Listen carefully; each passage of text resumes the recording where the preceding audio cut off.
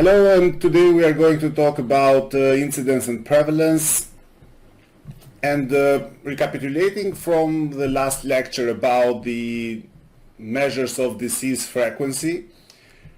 We have to say that the measures of disease frequency are measured in static measures and dynamic measures.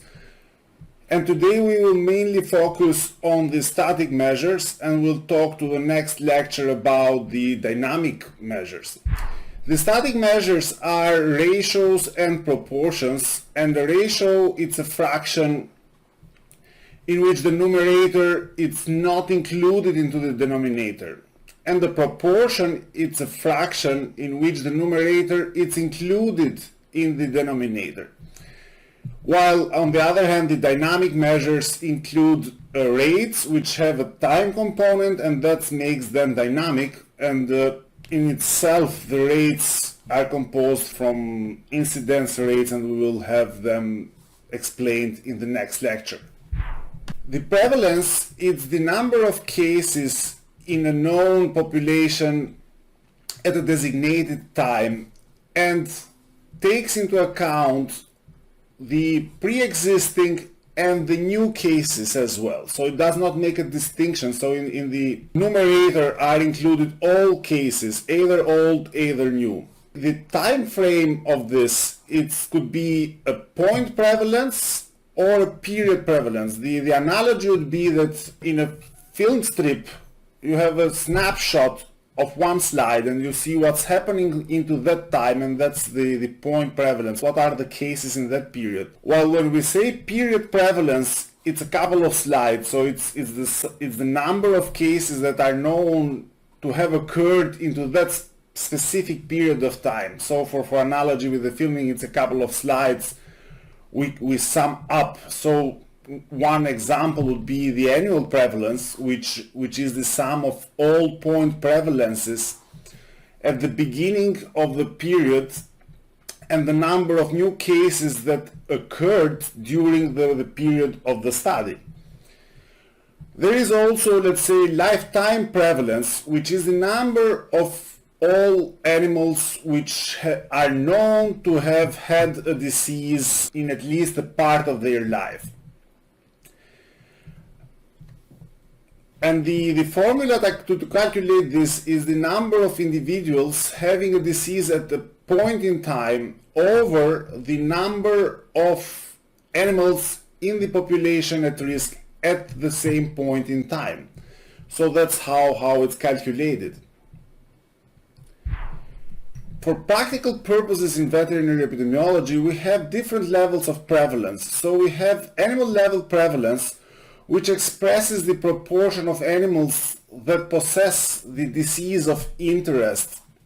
However, since animals are aggregated, let's say in herds or in farms, or villages, so it depends by the level of the aggregation, we would have different prevalence levels, let's say within herd prevalence, when all the infected animals are in the same herd or in the same farm or in the same village. And then we have between herd prevalence, which is expressing the proportion of all herds which one or more animals is affected by the disease. And this could be also in between villages, or depends by the unit of aggregation we choose. However, the between herd prevalence is very useful in describing the spatial distribution of the disease. And factors which determine the level of within herd and in between herd prevalences are different. So when we do a study, we might have different figures from within herd and between herd prevalence. So because different factors are in play, the contact rate within herd, let's say it's higher, but the contact rate between two different herds is lower, and so on. So we might have always the different figures of the prevalence, even though we are studying the same disease and in the same population into a district or into a country, we might have still differences in this because of the factors involved in. The incidence, on the other hand, is the number of new cases which occur into a population over a specified period of time. And there are two major keywords here: new cases and time over which the new cases do occur. So this second term makes the incidence rate and makes it much more dynamic in compared to the prevalence. Today we are going to focus mainly on cumulative incidence, and we'll talk into another lecture about the incidence rate. Cumulative incidence, which is also known as incidence risk or incidence proportion or attack rate, so these are all valid names to call cumulative incidence. It's a proportion of non-diseased individuals at the beginning of the study period, and that becomes diseased during the time we follow them up. And the calculation to do the cumulative incidence is number of animals that become diseased during a particular period over the number of healthy individuals in the population at the beginning of that period. And of course this can be multiplied by a multiplier of choice, let's say for 1,000 animals, so incidence of 1,000 animals, of 100,000 animals, over 1,000,000 of animals. So it depends by the scale of the population we are studying, and then we implement this multiplier to give more meaning. However, the risk of a new disease occurrence is quantified using this cumulative incidence or incidence risk, and it's interpreted as the individual risk of an animal, individual animal risk of contacting or developing the disease within the follow-up period of the study. However, animals must be disease-free at the beginning of the follow-up period and to be included in the numerator or denominator for this calculation. So the two distinctions between prevalence and cumulative incidence are that the prevalence counts both old and new cases. So whatever has existed as a case within the time frame of the study or the point in time we are checking, and whatever has developed, it's counted. While in the incidence, the counts only refer to the new cases occurring during the follow-up period, so during the study period or the period we are investigating. The prevalence, it's a proportion, and being so, it measures the disease burden. So it's telling us how much of a disease is out there. And it's a very useful tool, especially for policy making, because it tells how much disease is there. Too much, is there too little? Do we need to deploy too many resources to control it, or do we deploy less resources? Because depending on the magnitude of the problem, we adapt our policies. So it's, let's say, the number of vaccinations needed, or the numbers of vets involved, or the other resources. So it's very useful parameter for policy making. On the other hand, incidence, it's a rate and measures the risk of a disease, and it tells us how fast is a disease spreading into a population. So the speed of the disease that it's occurring, and it's happening into the population, and that's, in essence, it's a measure of risk. And the faster the disease it's occurring into the population, the riskier is for the animals to contract the disease. So let's call in again our old good friend, the Georgian Shepherd, and he has an issue with mastitis in his sheep, and which is mostly common in ewes raising multiple lambs or with high milk production. And this guy, it's a very professional shepherd and has very good producing animals, with sheep having twins and having high production levels of milk. So In order to quantify the problem he has with the mastitis, we should check a bit what's the number of population at risk of sheep, and because mastitis develops only in lactating sheep, all the others are not eligible to get the disease. So let's count first the flock and define the population at risk, and pay attention that counting sheep, it has an inherited risk of falling asleep during the job, so we don't want that, so be focused on countings. So from the photos we saw that the shepherd had a goat, and we have that in black here, and that's the first thing to eliminate. Even though goats gets the mastitis, we are not interested into the goats. The focus is on sheep. And then he had 2 rams, and of course they don't develop the mastitis because they don't have a udder, so they cannot. And then he had 13 lambs, and they of course might die because of taking infected milk from use with clinical mastitis, but still they are not affected themselves. And then he had 10 sheep with mastitis, or not with mastitis, but potentially getting mastitis. So the population at risk is this 10 sheep which might get infected with mastitis.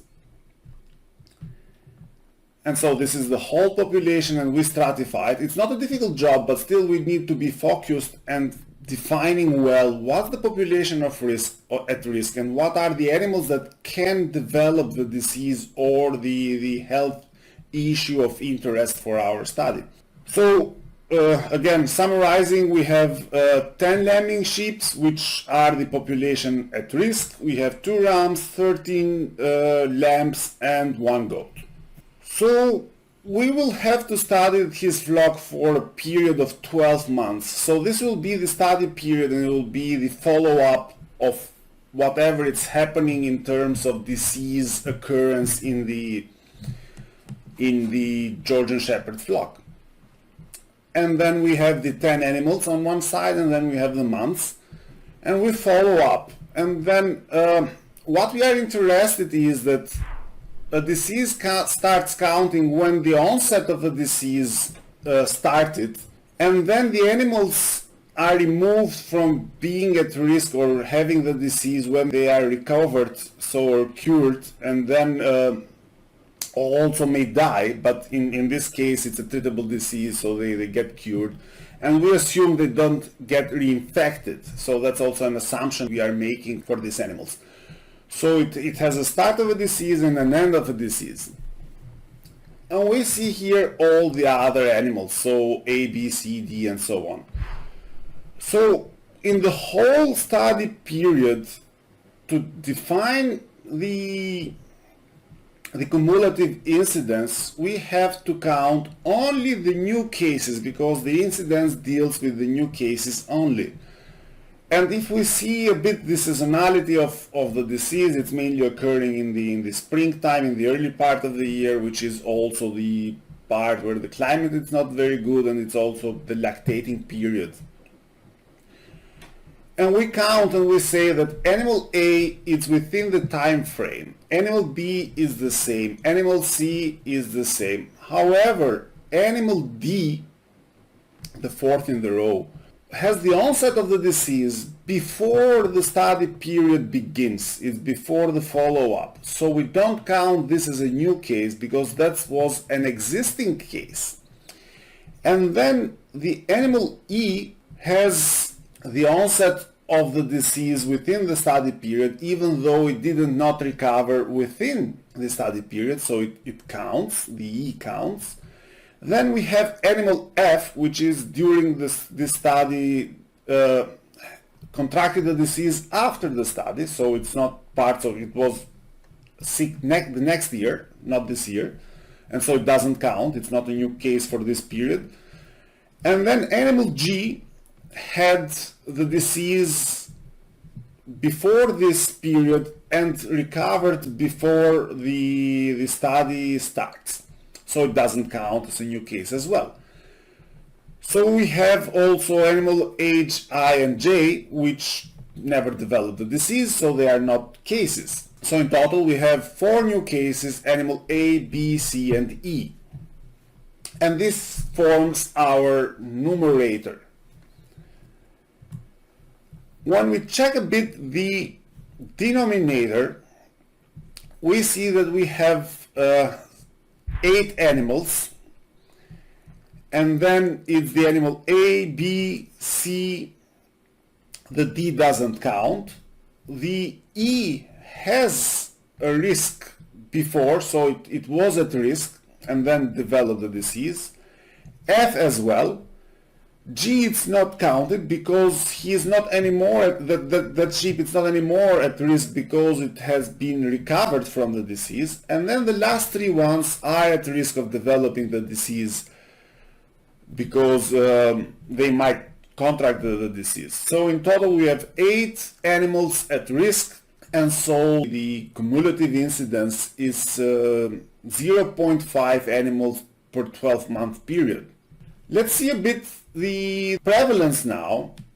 And the prevalence, as we said, it's a snapshot in time. And then we choose, let's say, the month of May. And during the month of May we start all cases, we count all cases in that period, and we say it's animal A, B, C, and E, again for cases. Even though for the May, a new case, it's only animal E, and all A, B, C are pre-existing cases for the time period we are counting. And this 4 forms again our numerator. If we check what's the population to be included into the denominator, we again have 8 animals, and it's the A, B, C, E, F, and all H, I, and J. So all these other all the last 3 remaining animals are countable as well, but animal D could not be counted because it recovered before the study period, and the animal G also recovered before the momentum we are taking the snapshot. So we have as a prevalence 50% of animals got the mastitis. However, if we think and then we change the time period where we do the snapshot in time, and we count, let's say, from February, we would have two cases, and then we would have almost 9 animals as a population to be included into the denominator. And if we assume the whole year, then what would be the annual prevalence? And that's, I'm leaving that to you to follow through and there exercise yourself with different time periods. And in the link in the description below, we will have a self-assessment quiz and exercises for you to check more your knowledge on incidence and prevalence. In the next talk, we are going to talk about the incidence rate, and then we'll check other rates and measures of disease frequency. Till then, be safe and see you next time. Thank you.